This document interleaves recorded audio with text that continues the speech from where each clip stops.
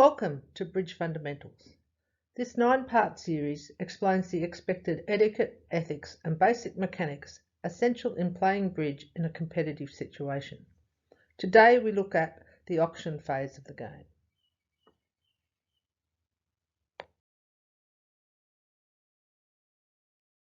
Now we are in play and ready to commence the auction. This course addresses table manners, correct bidding technique, mistakes versus change of mind bidding, and what happens at the end of the auction before play.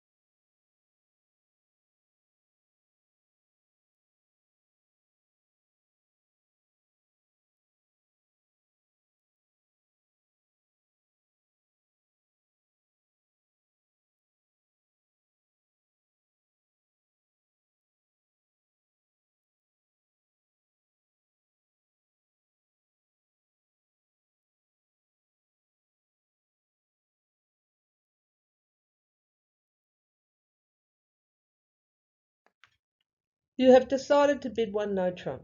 You lift all the cards from the bidding box between one club and one no trump. You then place them on the table in front of you so they are readable by your partner.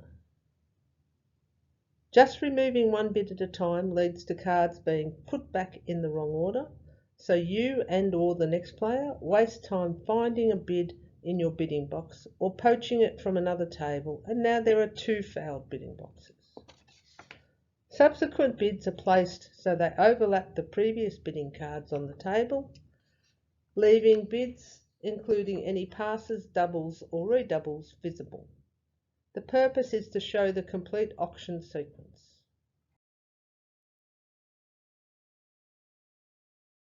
Once you remove the bid from a bidding box, it is deemed to be made, so think before you touch or remove a bid.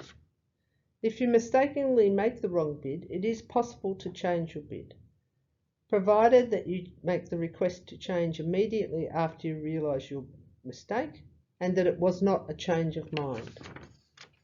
In this case, you explain that you did not intend to make the bid and ask to change it. You can do this any time up until your partner has bid.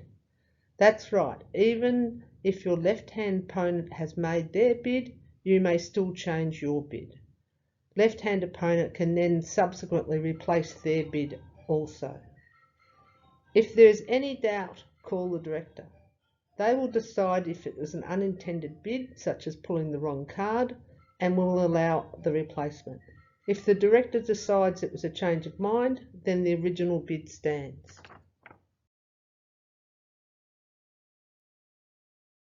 These examples demonstrate the difference between inadvertent and change of mind situations. In the first example, this is clearly a mechanical error. You simply lifted the wrong bid from the box. In this case, you will be able to change your bid provided your partner has not bid. So even if your left-hand opponent bids, you may still be able to change your bid, so call the director. In the second example, you have made an error in your thought process and realised you did not bid according to your system. Well, that is too bad. You cannot and should not request a change of bid. You should also be particularly careful not to let the table and especially your partner know that you have made an error. Just sit there quietly as if your bid was correct. The auction is over. It is time to lead. But wait, there's more. The left-hand opponent of the declarer may still ask for an explanation of the auction, not a bid, before they select their lead. Their lead is placed face down on the table, and they should ask their partner if they have any questions. This removes the possibility of their partner's inquiry influencing their lead. Once all questions are answered, the card is turned over. Be considerate of other players and make your lead before entering the details in your personal scorer. Be sure to leave the board as it was placed on the table. Do not move it around, as this can result in you returning cards to the wrong slot and fouling the board for the tables that follow.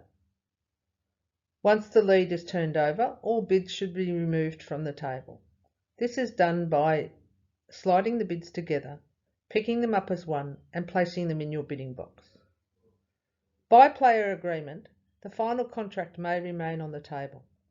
Once the lead has been made, place the contract face down in the middle of the board so that players from other tables cannot see your contract by chance or design. It is your right to confirm the auction at your turn any time during the play. This concludes part 3 of Bridge Fundamentals series. Thank you for taking the time to watch this, and we hope it enhances your bridge experience. Next we discuss In Play, the Declarer.